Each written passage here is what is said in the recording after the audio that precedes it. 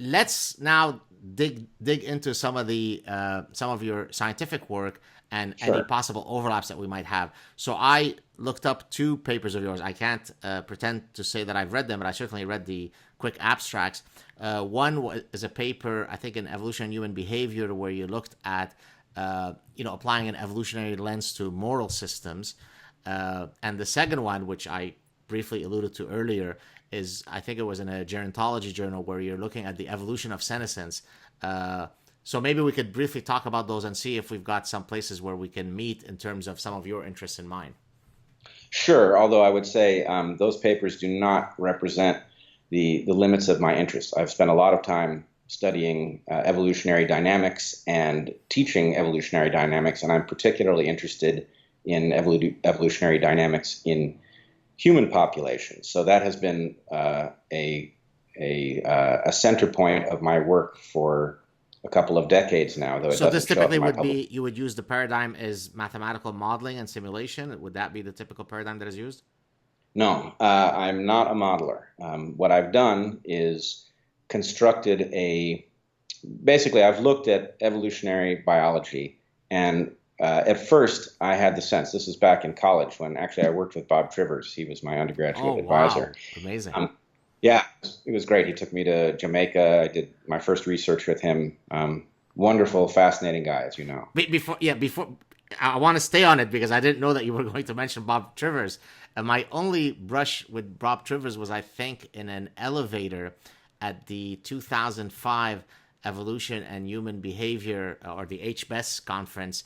I think it was in Austin that year, and we shared an elevator. We stopped and smiled at each other and said hello. But I've never had the pleasure of chatting with him. Tell me a bit about him. For those of you who don't know, Bob Trivers, and I don't think I would be overstating this, is certainly one of the greatest evolutionists, going back all the way to Darwin. Would that be a fair statement to make? Absolutely fair statement, and a totally unusual mind, and Right. also a very unusual human being. There's not another like him on Earth. I'm quite convinced of that. Well, E.O. Wilson, and I don't know where I heard this anecdote, but it is etched in my mind, so I'm sure of its veracity. E.O. Wilson apparently used to say that when Bob Trivers would walk into his office at Harvard and they would have a chat, the velocity of the ideas that he would come up with would so exhaust. I mean, he'd be very enthralled by it, but he would be so exhausted by the end of his conversation with Bob Trivers that he would have to take the rest of the day off. And he meant that as a compliment. He wasn't being so. I'm assuming that you would also agree with that assessment. Yeah, Bob definitely will put you through your paces. He's also among the most blunt human beings I've ever met, which is, really it's a matter of respect. He does not dance around the reality or candy coat things. He tells you exactly what he thinks. So if you present him an idea, it's wonderful if he thinks it's a great idea, and if he thinks it's a terrible idea, you'll know quickly exactly what he sees is wrong with it.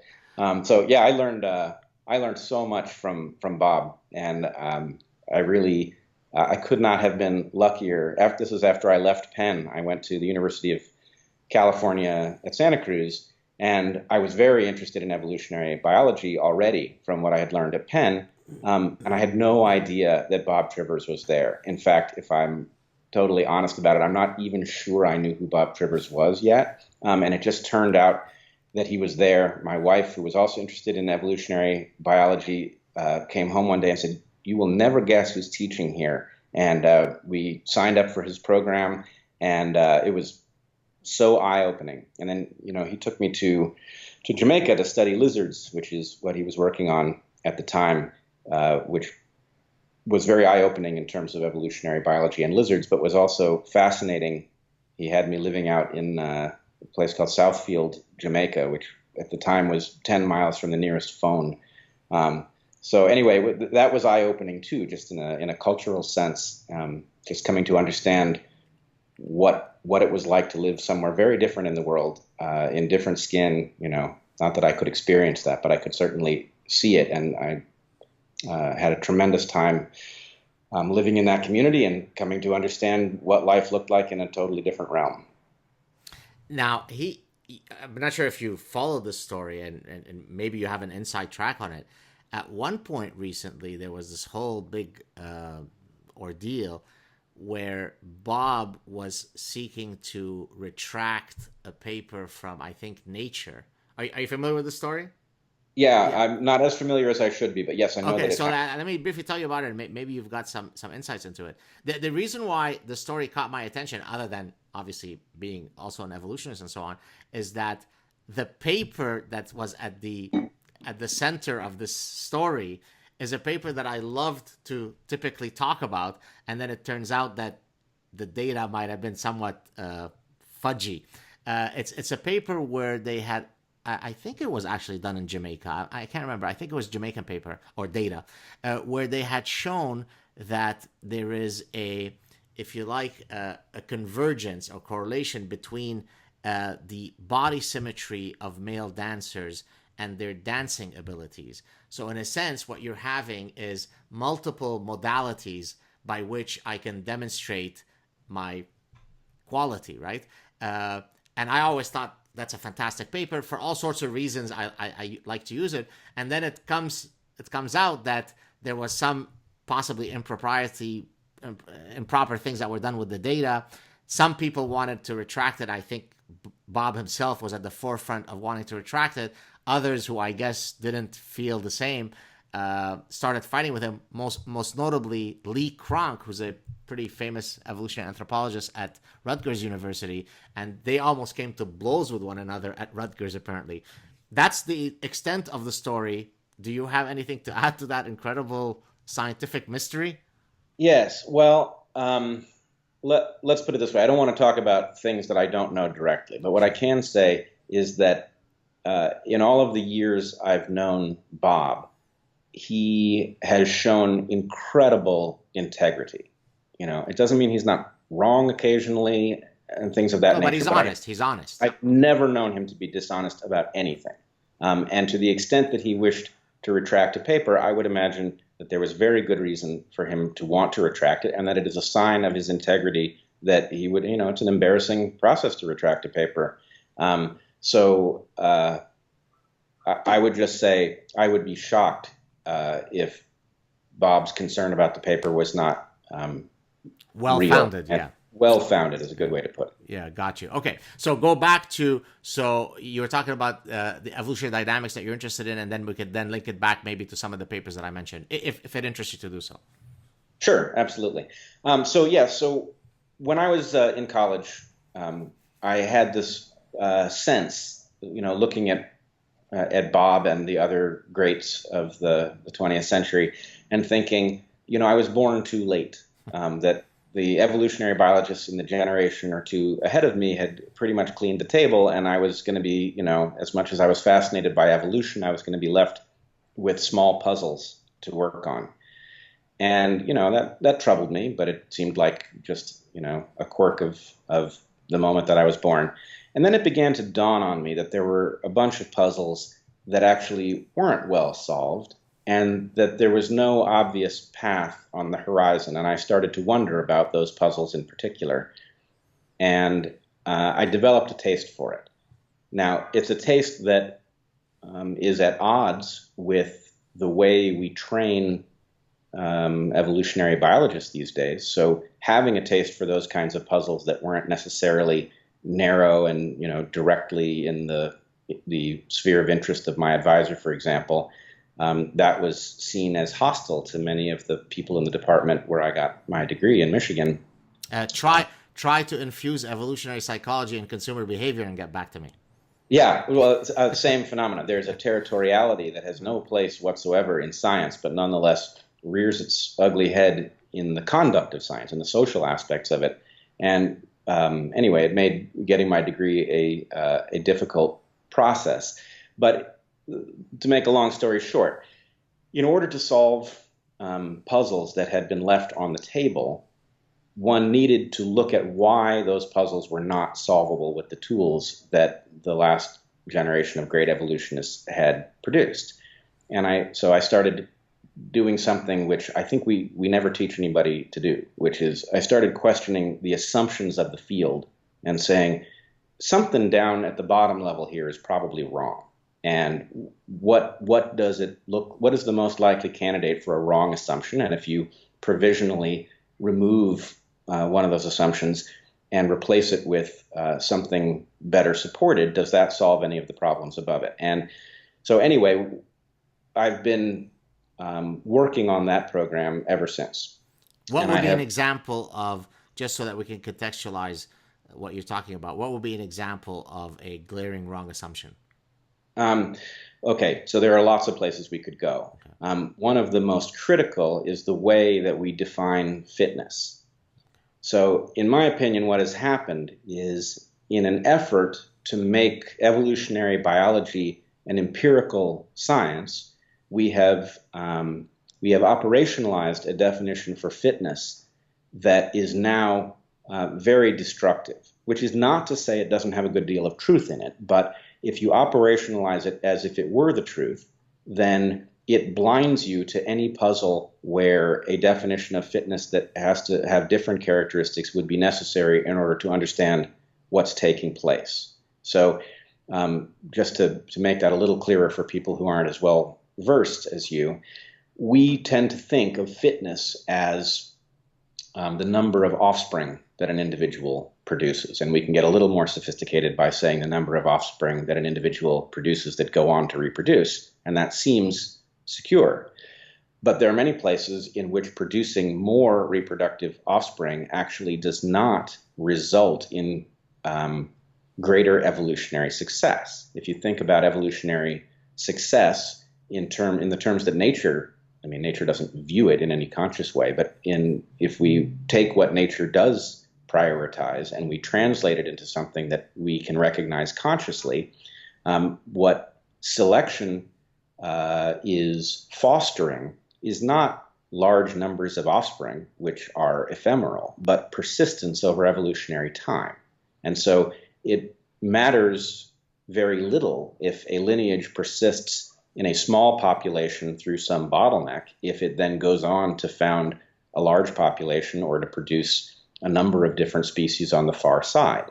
So what we have is a situation in which fitness, all else being equal, having more offspring tends to be a good thing in terms of fitness the way nature views it, but it is not synonymous. And in an effort to do the work of evolutionary biology in the field, people have wanted something that they can measure. So they want to measure the fitness of an organism, and most of the time, if you look at two organisms and one produces twice as many offspring as the other, it's a pretty good bet. It's a better fit for its environment, and it's more likely to survive through the bottleneck. But in any case where, for example, the opposite is true, then you won't understand what's taking place. And so most behavioral ecologists and sociobiologists would be of the type who are defining fitness in the way that you're saying is too restrictive, correct? And again, I'm mentioning this so that people who might be interested in this can kind of look up. Would that be correct? That's the traditional way by which behavioral ecologists have typically measured fitness, yes? Yes, although I would say it's even a little bit worse, because one of the problems with fundamental assumptions when they're incorrect or imprecise enough to be problematic is that you tend to learn those things so early in studying. You know, before you have your footing in graduate school, you learn about fitness and then you move on to other things. And then you don't even realize when you invoke fitness that you're making an assumption of any kind. So in my opinion, the reason that we have failed to solve certain kinds of puzzles has a lot to do with the fact that almost everybody in the field takes on the assumption before they're comfortable enough to question it, and then goes on to stack things on top of it without realizing that it's in the foundation. Does your attempt to redefine or recalibrate how we should measure fitness map onto the discussion that many evolutionists have about what level selection happens at? So the multi-level selection theory, and is there group selection? Is it relevant? Is it at the organism level? Is it at the gene level? There seems to be the possibility to link these two issues with one another. Is that correct? Am I thinking correctly? Yeah, this is one of many phenomena where evolutionary biology is stuck in a discussion that goes on and doesn't resolve, but that there is a way to resolve that puzzle. And I'm going to be a little bit hesitant to try to do it here in a paragraph or two, because in order to do it correctly, one needs to lay the groundwork for the discussion. And so it's, it's the kind of thing, it's challenging enough to do it in a few hours. But at least it's worthwhile for people to know how evolutionists can disagree on many important mechanisms without ever fundamentally disagreeing about some of the core knowledge that all evolutionists agree about. Because oftentimes the anti-evolutionists, if I may say, quacks, will look at our conversation here as proof that evolution has not been proven. It's just a theory, right? And so there is endless stuff where very sophisticated evolutionary thinkers will disagree on and will have very vigorous debates. But that doesn't mean that we don't agree that natural selection is the mechanism, blah, blah, blah, and sexual selection and this. So that's why I think that even if you don't lend whatever you're talking about full justice, it's worthwhile to at least give us a sense of what you're talking about. Well, so let me start with the sort of tagline. And I should say I've also done some work on the evolution of consciousness. And one thing that I'm quite convinced of is that we misunderstand consciousness, that it is essential as a tool in order to answer questions that our ancestors, whether they be our ancestors as a people or our ancestors as a discipline, but it is necessary to engage questions consciously rather than allow more automatic mechanisms to address them. And so the tagline that I would give what I think is the solution in the area of the group selection question or the multi-level selection question is that the group selection, so I must say I come from a lineage that is dyed-in-the-wool kin selectionists. Right. So Trivers and Richard Alexander, who was my graduate advisor, are very solidly embedded in the kin selectionist lineage. And my feeling is that the group selectionist lineage is actually correct about some things, but correct for the wrong reasons. They have the logic incorrect, but they have reached some conclusions that actually we kin selectionists need to take seriously. So the kin selectionists, in the end, I hate to say it, but I think the kin selectionists have been wrong, but for the right reasons. In other words, the logic of the kin selectionists is much more compelling, but it needs to be retooled ever so slightly around issues like fitness and heritability. Are you going back to Hamilton 1964 and arguing that those sort of classical equations and so on, are you going back to him?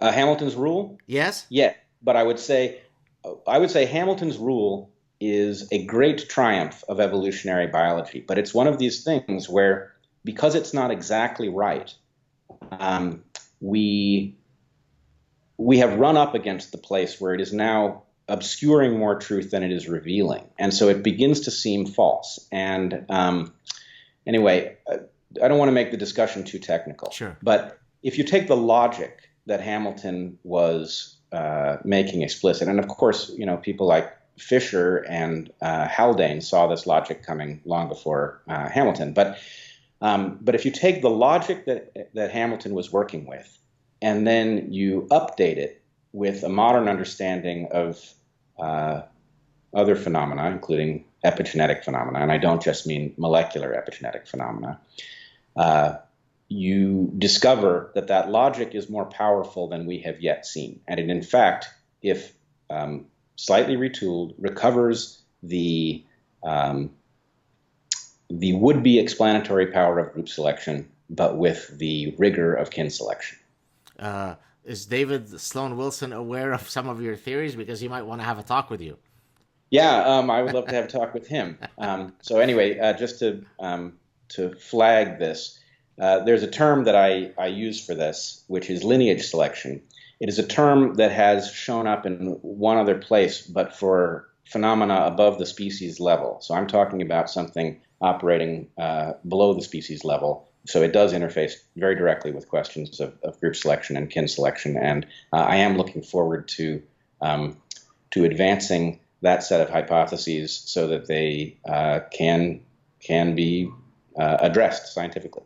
So what would be here the set of data that you would have to? Is it that you take a phenomenon that kin selection has been unable to properly explain, and then using your framework show that within your framework these phenomena A, B, C that heretofore could not be explained are now explainable? Is that the general approach to demonstrating the veracity of what you're saying? Absolutely. Yeah, that's it. If you just do a little bit of retooling, then suddenly lots of phenomena that we scratch our heads over turn out to be natural logical extensions of things that we already know. So how far are you in the? I mean, are these things about to be sent? Are they under review? Because now you got me all excited that I want to read this stuff. Where can I read this stuff? Well, so this is where the two stories converge a little bit, which is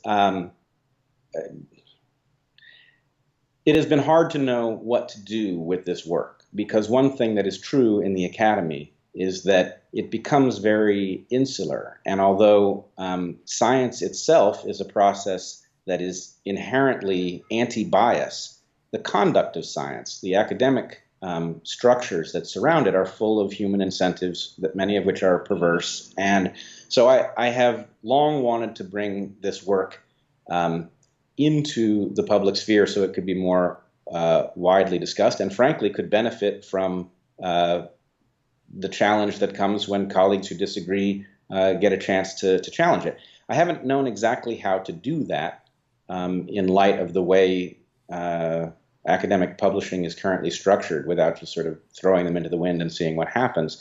So now this situation at Evergreen, which is only very loosely connected to that. I mean, it's connected in the sense that I invoked the term phenotype and evolution, and that got me into trouble with some folks. But that has now put me in a position where I suppose those ideas can be viewed by the folks who ought to be looking at them. And so the answer to your question is stay tuned. Okay. They should emerge quite soon. Do you given the experiences that you've recently had, whereby you've been sort of catapulted into a much broader arena, is this something that you've enjoyed, or would you prefer to go back to, not, I don't want to say anonymity, but much lesser fame of you doing your work? And I ask this because, I'm someone who, in the same way that I was, the highly competitive soccer player, but also the bookworm geek, I also have two sides of my personality, whereby on the one hand, I love to sit cocooning in my cave and working on, fundamental scientific papers that I send to journals. But I also love, given my personality and my desire to spread ideas, to get out there. And the bigger the forum, the happier I am. So which is it? Are you now, have you been bitten by the larger forum bug, or would you rather return to your petri dish, so to speak? Well, it isn't really one or the other. I'm definitely, just constitutionally, I'm very much an introvert, but I'm an introvert of the kind that, can enjoy giving a talk, especially, if the audience is into it and they're asking questions. That's very invigorating to me. On the other hand, I find interaction with large groups to be taxing, and I have to spend some time, sort of processing what happened after the fact.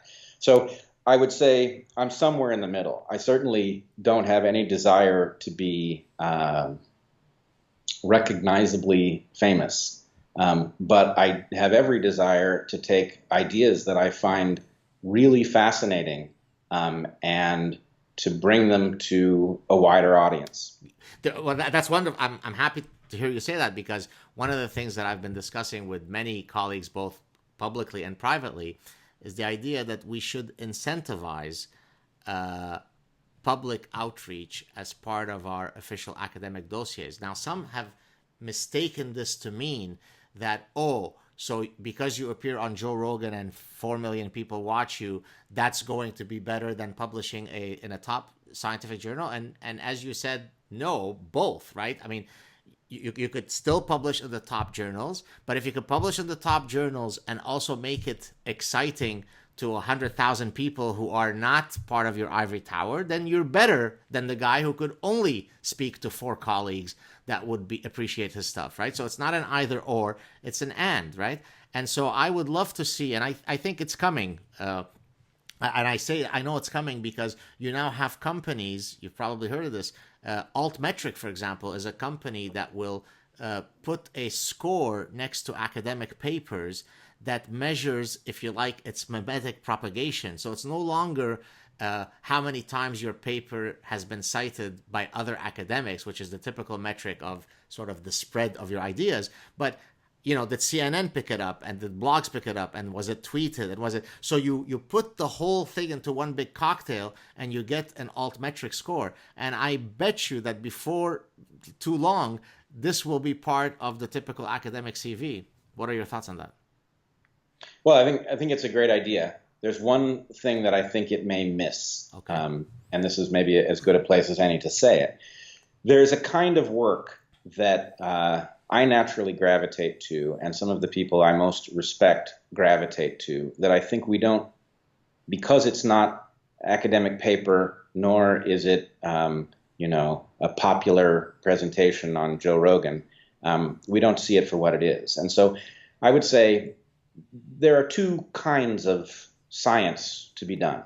There is reductionist science, which is necessary, but then there's also synthetic science. And we do not properly respect synthesis. So if you take something like The Selfish Gene by Dawkins, the selfish gene has affected many of us profoundly. I mean, it's also, because I think people misunderstand what it is, gotten a lot of heat, which I think was unnecessary. But it's a beautiful work that takes a lot of things that were not originally Dawkins' work, and it weaves them into an emergent whole that is greater than what he had to work with. And so it is a very valid kind of product. It is not a popularization. It reaches places that needed to be reached and could only be reached by taking all of these other pieces of work and weaving them together in a story that is even more compelling than those pieces of work were on their own. I would also say Jared Diamond with Guns, Germs, and Steel has done very much the same thing, where he took work that was done by other people in a reductionist form and put it together in a way that it tells a much more powerful and important story, and one that's highly relevant to the way history functions. And so I aspire to that kind of presentation. I'm not by nature a reductionist. I'm glad there are people who are reductionists, but I'm not one. I'm involved in synthesis. So, as a associated word with synthesis, I would use the word that I've often used, which I was introduced to it by E.O. Wilson, consilience, right? Because consilience is the big enchilada, right? It's the capacity to weave together a whole bunch of things that appear disparate into a unified whole, right? The book is titled Consilience, Unity of Knowledge, if I'm not mistaken.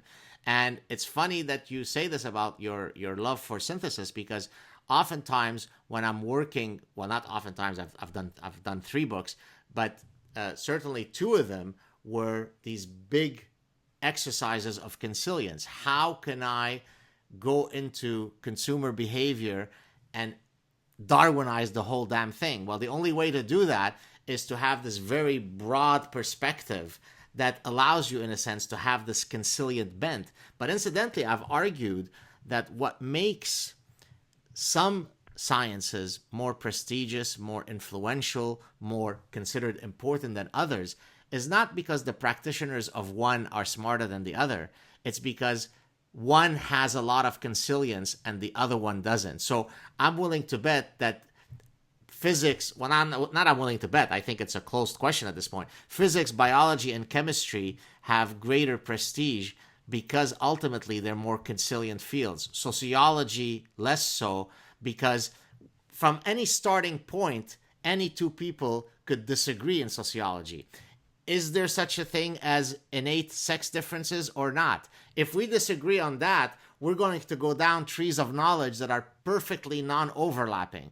But there is no such thing as, does the periodic table exist or matter in chemistry or not? So synthesis and consilience, it's the big trophy. It's everything, isn't it? I absolutely agree with you. But I want to, I don't want to say take issue with, but maybe add something to your point about physics and chemistry. we So there's a lot to be said about the way scientific fields progress and the way knowledge accumulates. And one thing that I've noticed is that we tend to reverse engineer the rules of scientific study from the places where we were successful early. And I think, unfortunately, for evolutionary biology, science was successful early where the issues under study are simple. And I don't mean that they're simple to understand. Physics is very difficult to understand, and it confounds the logical mind frequently. But nonetheless, the phenomena under discussion are simple. They may be counterintuitive, but you don't necessarily need a statistical analysis to see whether the photon has gone through one or two slits, though you may spend generations figuring out what the meaning of what you've seen is. But in any case, my point would be, we have deduced the rules of scientific study from physics and chemistry above everything else. And that is now, just in the same way we started with a definition of fitness that is now obscuring more than it's revealing, our understanding of the way science should work when it does function is now hobbling us in the area of complexity. Because the way one studies complexity and the way one makes progress in understanding complexity is at odds with what one has to do when you're studying something as regular, for example, as atoms from the periodic table, right? The fact that we can be very precise about the nature of two isotopes of the same atom, and that any two isotopes that share the same parameters will behave identically, that's not true of squirrels. And so if you want to understand squirrels, it's not that squirrels are any less amenable to being studied scientifically, but one certainly needs to relax certain parameters in order to understand why they behave the way they do. So I think one of the things that's coming is a renaissance where we begin to understand that the formal logic of science is universal, but that the particular instantiation of science has to be altered in order to deal with complexity. And once we do that, we will discover that we actually have the tools to answer evolutionary questions that so far we've been stifled by. Very interesting. A few more minutes. I could keep you here for another 5 hours. My only constraint is how long it takes me to upload the damn thing. Otherwise, I think Right. we're gonna chat for another few hours. But here's a question for you, and I'll mention the name of a guy that Okay, do I want to say I detest? Yes, fine. I detest him. P.Z. Myers is a guy who, is not much of at least as far as I know, a serious scientist, but boy, does he have a large platform in that he has a scientific blog called the Pharyngula, I believe, hundreds of millions of page views and so on. He's a very detestable fellow who's very arrogant, very bellicose, very belligerent. And the only reason why he came on my radar is because he started engage, and the only reason I mention him is because he actually epitomizes a more general phenomenon where you take otherwise a person who understands evolutionary biology by definition, by training, by his field, by his occupation, and yet when you apply the exact same set of mechanisms that he is perfectly comfortable in explaining the evolution of mating behavior of the salamander, you apply it to humans, suddenly you become an idiot, you become a just so storyteller, you become a moron, you become a neo-Nazi, and so on. And in that sense, he becomes no different in his departure from logic as, say, a social justice warrior. But I've noticed several evolutionists who do this, and they do it for different reasons, right? So the Lewontin crowd and the Stephen Jay Gould crowd will also hate, in their case, sociobiology a la E.O. Wilson, because it's perfectly fine to use it for lions and zebras and hyenas, but then when you have that chapter for humans, what kind of Nazi monster must you be? So do you think that the evolutionists who are formally trained in evolutionary thinking are incapable to recognize that above the neck there's this thing called the brain that defines your personhood, and that brain didn't magically arise out of magical processes that are outside of evolution? Why are they so dense and buffoonish? Commitment to ideology? Yeah, this is a great question. Um, my feeling, I've seen the same pattern, and I'm shocked by it. I think the problem is this: we have gaps, and this actually goes back to what I was just saying about needing new rules for understanding complexity. There is a place where we have too big a gap between what we come to understand, like protein coding genes, and what we need to understand, like phenotype in the broad sense. And what we tend to do is draw a straight line between them. And people like Gould and Lewontin look at that straight line and they're terrified by its implications. And then they become very illogical in trying to stem the tide. And it's completely illegitimate and unscientific. So what we need to do is figure out how to remain agnostic about things in a gap and allow them to naturally emerge as we study, rather than to extrapolate too early. So in other words, what I'm advocating is an ability to be agnostic on the one hand and fearless on the other about what will be discovered. So in other words, the terror that I think Gould and Lewontin felt about the exploration of human beings as an evolutionary phenomenon was, I hesitate to say it, but it was understandable at one level.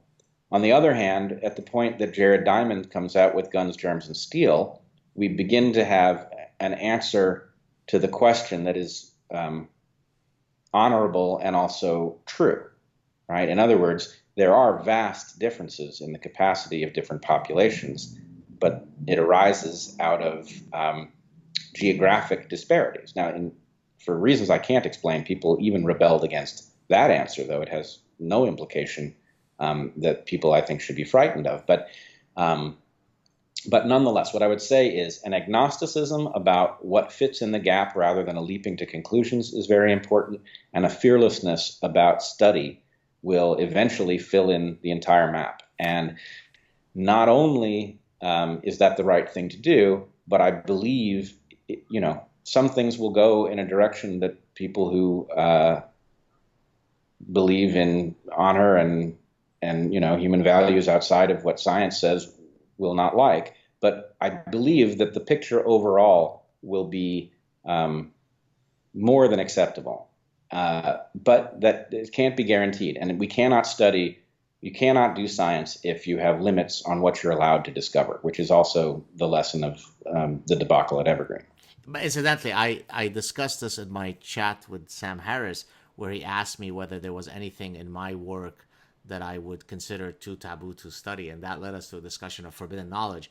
And my answer was an unequivocal no, there is no forbidden knowledge. If you pursue any research question with the full honesty that is mandated by the scientific method, then it is not my problem to worry about how this research may or may not be misused by someone downstream.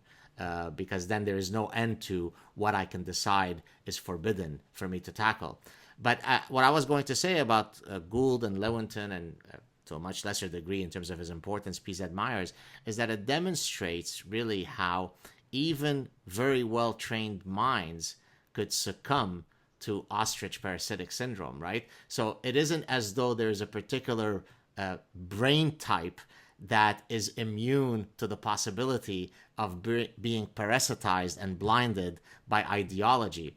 And so to me, the only way that you could inoculate yourself, to the extent that it is possible to be fully inoculated against that parasite, is to have a absolute commitment to truth. In other words, if you truly believe that the highest ideal is to pursue truth unencumbered by any tribalism, then hopefully that can offer you some measure of protection against the possibility of being inoculated by ideology.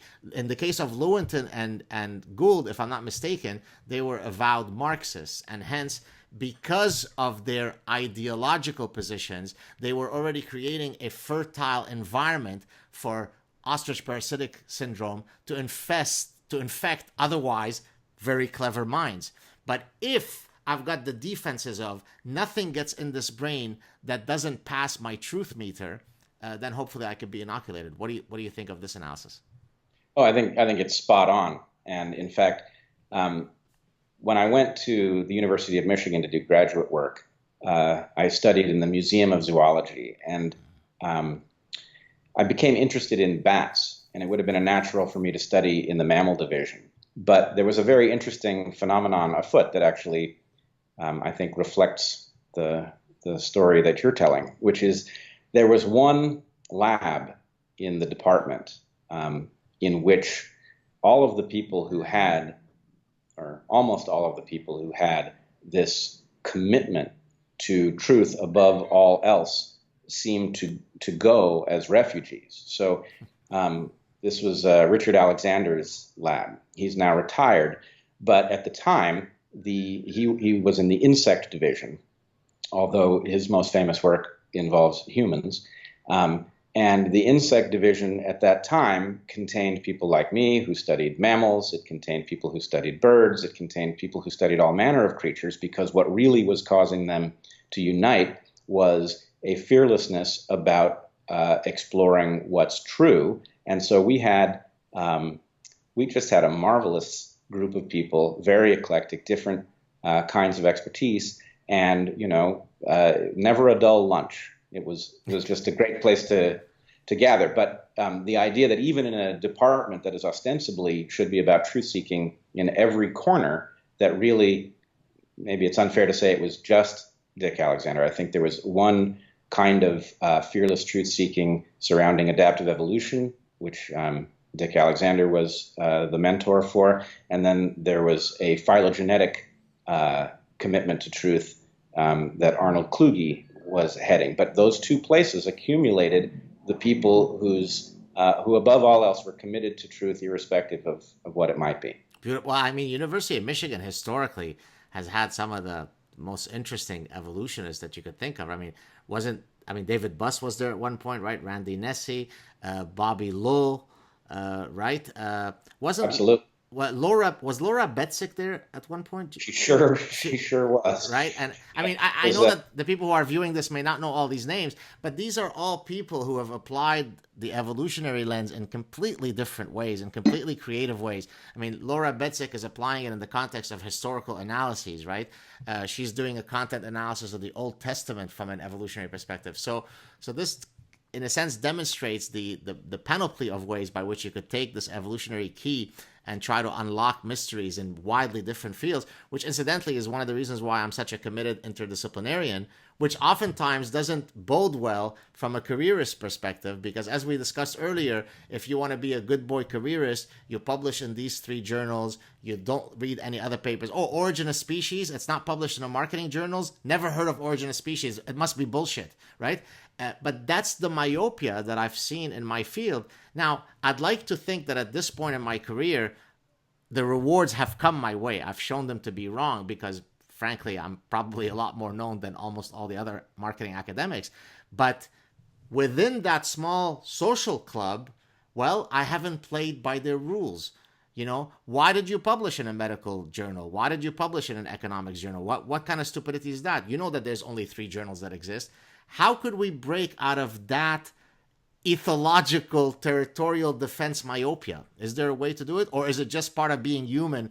People will build defenses around their disciplines. No, there is a way to do it. Okay. I do want to clean one thing up, though. Okay. What I was saying about the biology department was really just about the biology department. And most of those people that you named were not in the biology department. So they also coalesced around the same discussions that Dick Alexander was central to.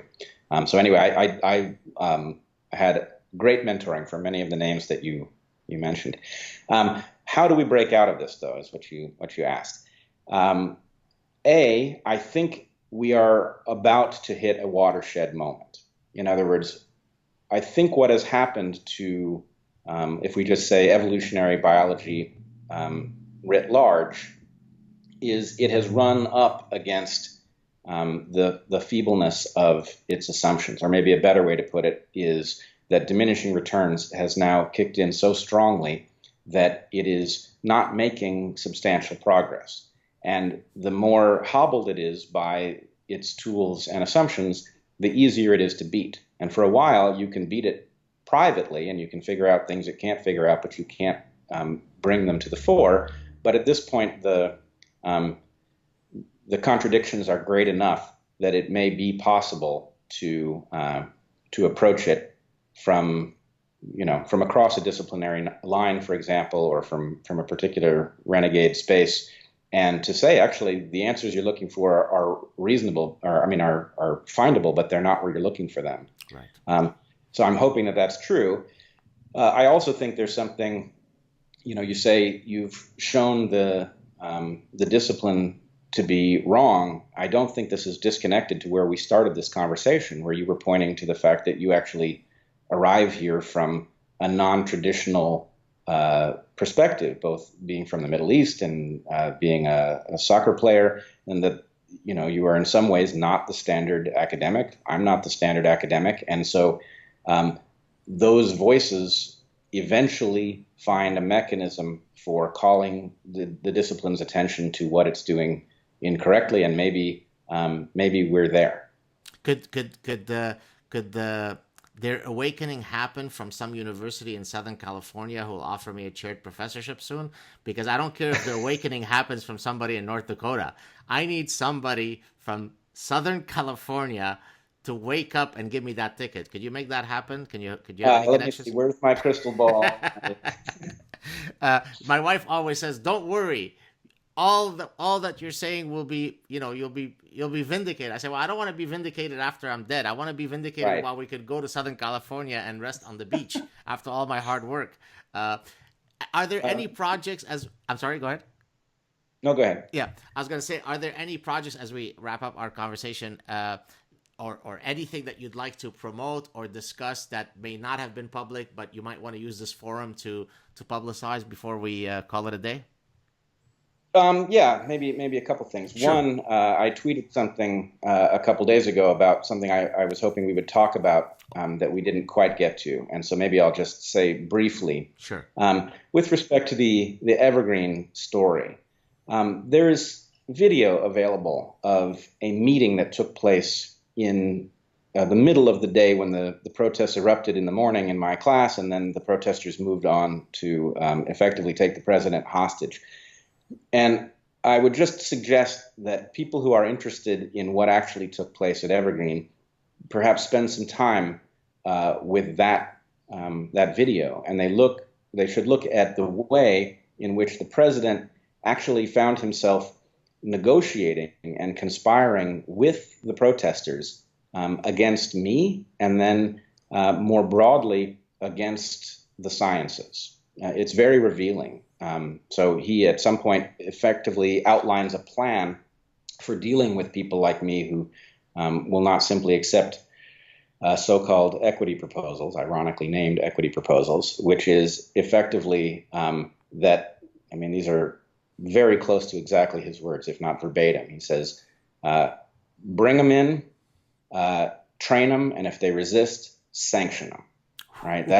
That's the plan, right, is to deal with the renegade voices by a formal structure. And then he invites the protesters to hold him to that standard. So anyway, this actually unfolded. And, moments from a part of the conversation in which the protesters reveal that the invocation of genetics and phenotype is beyond the pale. So anyway, just to put a placeholder there. So I can maybe put that link, if you send it to me, as below our description of our chat. Great. I think it's still available. Many of the videos, after protesters realized they were paying such a high price for having posted them, they took them down. But I think that one is still available, and I will give you the link. That'd be great. What else? All right. Yes. What else? I would say this is uncomfortable for me. I think that in order to do good science, one has to really resist any urge to sell. And so I don't. Can I disagree with you? Marketing Please. is life, right? And animals communicate with one another by engaging in all sorts of signaling. They engage in accurate advertising. They engage in false advertising. So there is nothing wrong with you selling yourself. This idea that selling something or promoting something is gauche and you shouldn't do it is utter bullshit. And I say this as a professor of marketing. So sell away and don't lose a minute of sleep over it. Okay, actually, you know what? That's beautiful because I think I know. I don't agree with you completely, but I think I know what I do believe in light of what you've just said, Okay. which is, as you said, creatures advertise honestly and they advertise deceptively. And in order for me to do my work well, I can only do the former. So I guess I will revise my model and say there's nothing wrong with honest advertisement, but I'm going to forbid myself any leeway in the direction of dishonest advertisement. So my predicament now is that although I don't have an alternative plan and may have to go back to Evergreen, it's really unclear how to do that either safely or comfortably. And so in light of that, I am trying to bring my work to a larger audience, and I've set up a Patreon page where I will be going through many of the arguments that we've hinted at here today and quite a number of others that I think people will be surprised and interested in, things that I've been teaching students for many years, and many of those students have actually begged and pleaded to see those things brought into the public sphere. So I think this is that opportunity, and if people are interested in hearing more of that style of thinking, that's the place to start. Wonderful. I hope that many people go and subscribe to your Patreon account. I can tell you that one guy who started with nothing, who's now a multi-gazillionaire, his name is Jordan Peterson, and I'm unbelievably happy for him. I was joking with him last time when he was on my show, and some idiots thought that I was actually I was being envious. It was actually to the contrary. I was reveling in his success, and I only wish you equal success. I hope that you succeed and surpass any of your expectations. Thanks so much. My pleasure. I guess I will promote one thing which might be relevant. Well, not might be, will be relevant to you as well. I first announced publicly an idea that I had been toiling in my head. A Freedom Summit. This was something that I announced in my first chat with Jordan Peterson, and the idea of the Freedom Summit was to bring some of the guys who are academics, who are at the trenches of the battle for the soul of the university. And I mentioned already many of these names. At the time when I first announced the idea of a Freedom Summit, no one had heard of Bret Weinstein, but now everyone has heard of Bret Weinstein. So I do hope that when the Godfather comes calling for you to join the Freedom Summit, you will heed that call. So that will be my only announcement. Originally, I was supposed to... I'd be thrilled by that. Oh, wonderful. I'm happy to hear that. Originally, I was hoping to, and I've actually now announced this publicly, but I'll reiterate it. Originally, I was hoping to use my chaired professorship money to fund the endeavor. But then my university said that I would not be allowed to use my money for that purpose, that even though they supported the idea of a Freedom Summit, maybe true, maybe not, that wasn't part of my scientific work for which I got my chaired professorship. And so I've spoken to some folks, and certainly Jordan Peterson has graciously suggested that he might be able to help fund it. So once we resolve all these logistical details, originally I was hoping to have it this summer or late spring, but now it looks like it might be pushed to fall. So assume that you will be invited to participate in the Freedom Summit. I'm honored. Wonderful. Thank you so much. Stay on the line. I will probably break this up into two parts because we've almost gone for 2 hours. Probably There'll be an evergreen, ordeal part, and then the science part. That will be sort of a natural way to break it, roughly probably an hour each. And I will tag you when it is up, hopefully later today, if not tomorrow. What an absolute pleasure it has been to chat with you, and I look forward to hopefully continuing many of these conversations in the future, Bret. This has been wonderful. Thank you for having me on. My pleasure. Stay on the line. I'm going to stop it now.